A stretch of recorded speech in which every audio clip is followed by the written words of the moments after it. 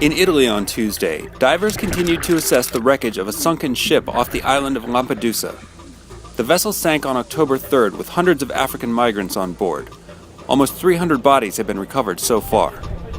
Italy is a common destination for asylum seekers, who are often fleeing African conflict zones.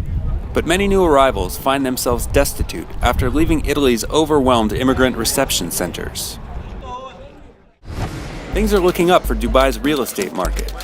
The Emirates' annual real estate convention, known as Cityscape, is showing a major revival of property prices after the global financial crisis of 2008 sent prices down as much as 50%.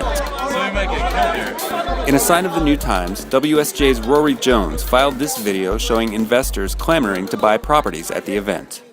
As scenes like this continue to play out on the streets of Cairo, the U.S. is set to cut back on its $1.5 billion in aid to Egypt. Obama administration officials are concerned that the country's military-backed government isn't moving quickly enough to write a new constitution or institute democratic processes.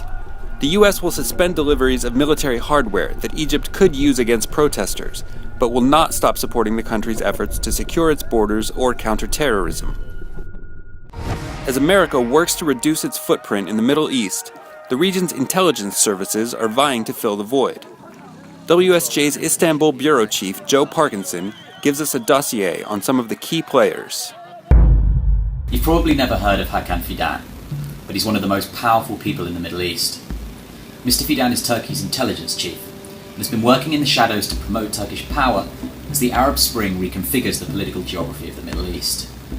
Along with Prince Bandar bin Sultan of Saudi Arabia and Qasem Soleimani of Iran, Fidan forms a troika of spy chiefs that are seeking to bolster their country's influence as America reduces its footprint in the region. The most pressing case is Syria, where Turkey favours aggressively arming Syrian rebels and the US favours a more incremental approach.